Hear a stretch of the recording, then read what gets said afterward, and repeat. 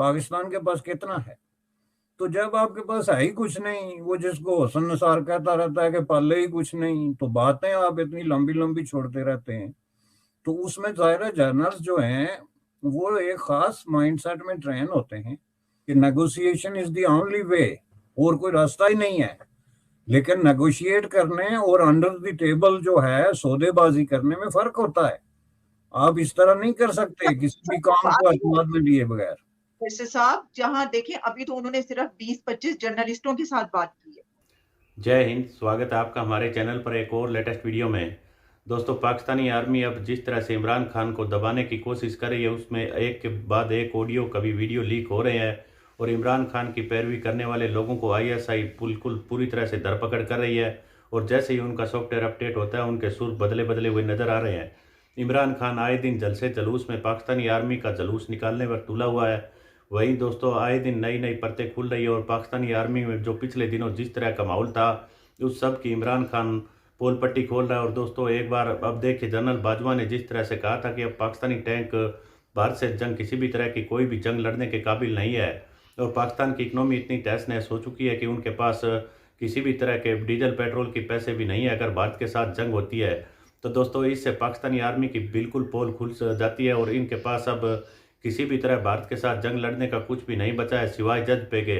तो देखते हैं यह खाली जज्बे से कितने दिनों तक टैंक दौड़ा पाते हैं। टैंक तो आखिरकार डीजल पेट्रोल से ही चलेंगे। तो दोस्तों, ऐसे हालात में पाकिस्तानी आर्मी अब बिल्कुल पूरी तरह से फंस चुकी है। चलिए हम दिखाते हैं इसी को लेकर एक बहुत ही बढ़िया और मजेदार वीडियो। इससे पहले वीडियो को लाइक कीजिएगा प्लीज, आप हमारा चैनल सब्सक्राइब कर लीजिएगा। चलिए करते हैं वीडियो वायरल स्टार्ट। होगा। अब उस वक्त farmer army chief general Bajwa थे, लेकिन अब एक दो सीनियर जर्नलिस्ट हामिद मीर और नसीम जहरा, इनकी एक गुफ्तगू सामने आई प्रोग्राम में, और उसमें ये बताया गया कि पहले जो जर्नलिस्टों की एक मीटिंग हुई थी जनरल बाजवा से, उसमें उन्होंने ये कहा था कि हमारे जो टैंक हैं वो तो चलने के काबिल नहीं है, और हम तो लड़ाई कर ही नहीं सकते इंडिया से, क्योंकि हमारे तो अगर मूवमेंट जो होगी इसकी असलहे की, उसके लिए भी पेट्रोल गाड़ियों के लिए चाहिए होता है, वो भी हमारे पास नहीं है। यानी ये कि जाहिर है कि दिवालिया मुल्क जो करीब हो तो वो वहां पे नहीं पैसा। तो इसके ऊपर ये कहा गया कि ये एक तरीके से कश्मीर का सौदा कर लिया गया था, ये जो सीज फायर हुआ और उसके बाद, और वहां के प्राइम मिनिस्टर मोदी को यहाँ पर आना था। लेकिन जब इमरान खान को पता चला, तो इमरान खान के शाह महमूद कुरैशी साहब आगे बढ़े और उन्होंने कहा कि ये तो फॉरेन ऑफिस को शामिल किया जाए, और फिर ये सब कुछ नहीं हो सका। सर, मेरा आपसे पहला सवाल जो है वो ये है कि ये जो सीज फायर एलओसी को कहा जा रहा है कि ये सौदा है, तो क्या आप भी समझते हैं कि ये इसी तरीके से ये एक सौदा है जो नहीं एक्सेप्टेबल होना चाहिए था? देखें जी, सौदा जो होता है ना, उसकी बुनियादी डेफिनेशन ये है कि आप कुछ देते हैं कुछ लेते हैं। ये जो है ना सरेंडर है, क्योंकि इसके जवाब में आपने कुछ लिया नहीं है। इसके जवाब में इंडिया से जो आपने लिया है वो ऑलरेडी आपके पास है। ये जो पूरी कहानी है ना, ये बहुत अरसा पहले जो है ना वो टेस्ट, क्या कहते हैं उसको, वो मुश्किल उर्दू हो जाती है, बहुत पहले से बाहर आ चुकी है। तश तजबाम जी। हाँ, वो मैं फारसी का लफ्ज है इसलिए मैं अवॉइड कर रहा था। तो बाहर आ गई, तो ये इसमें बस इतनी नई बात है कि दो गवाह आ गए जो सीनियर जर्नलिस्ट हैं। उनकी otherwise credibility might be in question, लेकिन क्रेडिबिलिटी एज ए जर्नलिस्ट उनकी वेरी वेल एस्टेब्लिश्ड क्रेडिबिलिटी है। तो उन्होंने समझ लें कि गवाही दी है, बाकायदा गवाही दी है, जिसकी वजह से जो बातें लोग कर रहे थे, और इस पे हमने भी गालिबन आपके साथ ये कहीं और प्रोग्राम किया था कि बाजवा साहब का जो डॉक्ट्राइन है वो कब चेंज हुआ, और इस हवाले से इंडिया के बारे में उन्होंने एक नया जो है वो मौक़िफ़ इख्तियार किया, जिसको उन्होंने छुपाया नहीं। उन्होंने खुद जो अफवाज के अपने इंटरनल फोरम्स हैं, जो उनके वो कॉन्फ्रेंसेस वगैरह होती रहती हैं, उसमें भी, और उससे ज़रा बाहर निकल के जो कॉन्फ्रेंसेस हुई थी सिक्योरिटी के इश्यूज पे, उस पे उन्होंने खुल के तो इस तरह की बातों का इज़हार किया था। अब जिस तरीके से इन्होंने उसको पेश किया ना, ये उन्होंने बाजवा के खिलाफ एक इस्तिगासा के तौर पे, उनको इस बात का दुख नहीं है कि कश्मीर पे आपने सरेंडर कर दिया, या ये है कि पाकिस्तानी अफवाज जो हैं वो इतनी कमजोर क्यों हो गई। उनको दुख ये है कि बाजवा ने ये सच्चाई जो है वो क्यों बयान कर दी। ये जंग और अमन के सवाल पे किसी एक जो फौज का चीफ जो होता है वो अथॉरिटी होता है, क्योंकि उसने ही डिसीजन करना होता है। और वो डिसीजन किस बेस पे करता है? वो अपनी फौज के मसल्स देखता है कि हमारी फौज की कंडीशन इस वक्त क्या है, उसके पास डीजल कितना है, पेट्रोल कितना है, जंगी साजो सामान कितना है।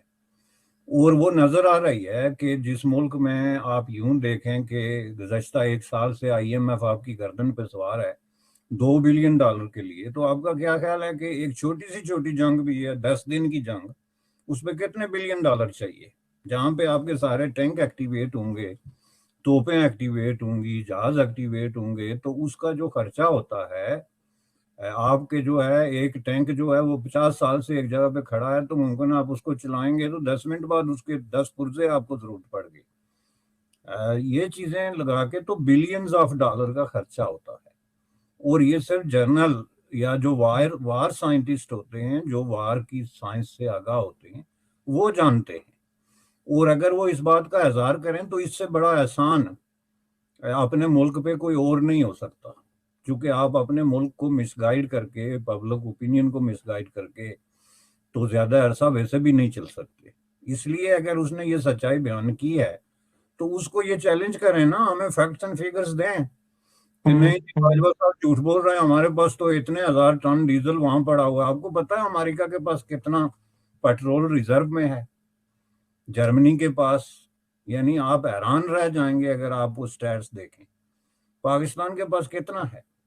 तो जब आपके पास है ही कुछ नहीं, वो जिसको हसन निसार कहता रहता है कि पल्ले ही कुछ नहीं, तो बातें आप इतनी लंबी लंबी छोड़ते रहते हैं।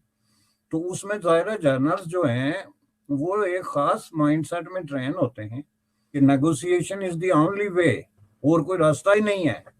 लेकिन नेगोशिएट करने और अंडर द टेबल जो है सौदेबाजी करने में फर्क होता है। आप इस तरह नहीं कर सकते किसी भी काम को एतमाद में लिए बगैर। वैसे साहब जहां देखें अभी तो उन्होंने सिर्फ 20-25 जर्नलिस्टों के साथ बात की है।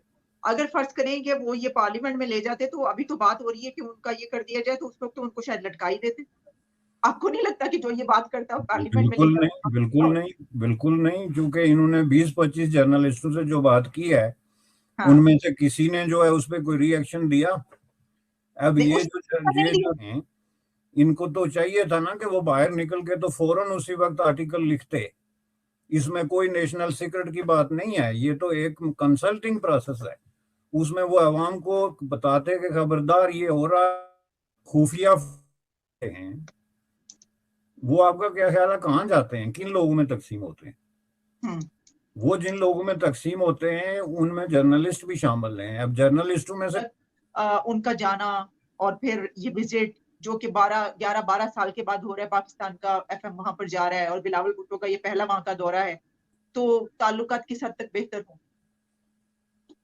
इससे पहले मैं आपके उस तबसरे पे बात कर लूँ कि बात ये नहीं है कि कोई नेगोशिएटेड सेटलमेंट LOC पे ना करे, उसके अलावा चारा ही कोई नहीं है। You have to look for a solution and you have to negotiate a solution. लेकिन सवाल ये है कि नेगोशिएट करने का इख्तियार किसके पास है? जब मुल्क में पार्लियामेंट है, इलेक्टेड गवर्नमेंट्स हैं, अच्छी हैं बुरी हैं जो भी है, ये बहस नहीं।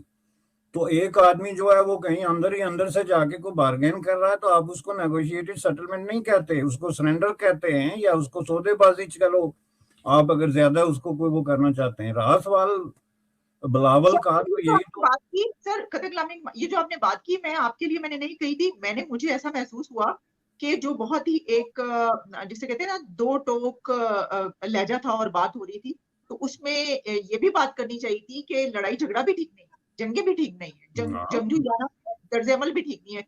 जो हमारे जर्नलिस्ट ये बात कर रहे थे उनको ये बात भी करनी चाहिए थी, वो उन्होंने नहीं की, इसलिए मुझे अजीब लगा। नहीं, वो उन्होंने नहीं की। और ये इसलिए भी अजीब है कि आपको इस बात पे गुस्सा आए कि बाजवा साहब ने सच क्यों बोल दिया। भाई सच सच है, वो बाजवा साहब के बोलने या ना बोलने से तो नहीं बदल सकता। आपके पास जो है वो ऑयल नहीं है, गैस नहीं है, पेट्रोल नहीं है, डीजल नहीं है, तो ये आप बोलेंगे या नहीं बोलेंगे? आप काम को जो है वो उसी तरह रखना चाहते हैं बबल में कि नहीं जी सब कुछ ठीक है, और अंदर से आपने इंडिया के पांव पे हाथ रखे हुए हैं और उसके उनके बूट पॉलिश कर रहे हैं कि खुदा के लिए हम पे हमला नहीं करना, हम ये भी दे देंगे वो भी, और काम को आपने बबल में डाला हुआ है कि नहीं जी वो हमारा सब ठीक है। ये कौन सा जर्नलिज्म है? रहा सवाल उसका बिलावल का, देखें बिलावल जो है इस वक्त जो रोल प्ले कर रहा है वो पाकिस्तानी एस्टेब्लिशमेंट के स्पोक पर्सन का रोल प्ले कर रहा है, हम सॉरी टू से। और वो एग्जैक्टली वही जुबान बोल रहा है जो हम 40 साल से सुन रहे हैं। ये जितने आपने जर्नलों की बात की, रिटायर्ड हाजिर सर्विस फलां फलां फलां, ये सब भी इन्हीं अल्फाज में बिल्कुल वो है ही, स्टेटमेंट ही वही है। अब जब उसने ये कह दिया कि there is nothing bilateral about this visit, यानी इंडिया से हमारा कोई लेना देना ही नहीं है, ये तो हम इसलिए जा रहे हैं कि ये मल्टीलैटरल फोरम है, जिसका दूसरा मतलब ये है कि हम चीन के हुक्म पे जा रहे हैं। और इसकी उन्होंने वजाहत की कि देखें जी, चीन के साथ हमारा जो ताल्लुक है, जिस हवाले से हमने शुरू से कोऑपरेट किया हुआ है इस फोरम के साथ, तो इस फोरम से हमारी बड़ी एक्सपेक्टेशंस हैं, हर चीज़ है। तो जाहिर है वो चीन का नाम लिए बगैर, ये तो एक क्लियर सी बात है ना कि चीन इसमें मैन प्लेयर है, और पाकिस्तान का इसमें न जाना जो है वो चीन की पोजीशन को कमजोर करता है, क्योंकि अच्छा। वहां भी लॉबिंग होती है ना, वहां भी ये देखना है आपके साथ कितने लोग। तो देखा होगा दोस्तों, अब जनरल बाजवा ने जो पाकिस्तानी पत्रकारों को बताया था, यह इनकी खुद की लड़ाई के बाद इस तरह की परतें खुलकर सामने आ रही है। और यह बातें अब नहीं, जब जनरल बाजवा थे उस समय की बातें हैं कि तभी बाजवा ने कहा था कि अगर भारत के साथ किसी भी तरह हमारी जंग होती है तो हमारे टैंक भी भारत के साथ जंग लड़ने के काबिल नहीं बचे हैं, और ना ही डीजल पेट्रोल के पाकिस्तान के पास पैसे है। तो दोस्तों, अब पाकिस्तानी आर्मी की वैसे भी पोल पट्टी खुली है, या तो सिर्फ पाकिस्तान के लोगों का खून पसीना चूसने के लिए ही बनी है, और इन्होंने कभी भी कोई जंग जीती नहीं है। तो देखते हैं आगे आने वाले समय में पाकिस्तान के लोग किस तरह से पाकिस्तानी आर्मी से निपट पाते हैं। आए दिन आज़ादी आज़ादी के नारे तो लगते ही रहते हैं, देखते हैं कितने दिनों तक और यही सिलसिला चलता रहेगा। हम आपके लिए इसी तरह की एक से एक लेटेस्ट वीडियो लेकर आते रहेंगे। मिलते हैं अगले वीडियो में, तब तक जय हिंद, वंदे मातरम।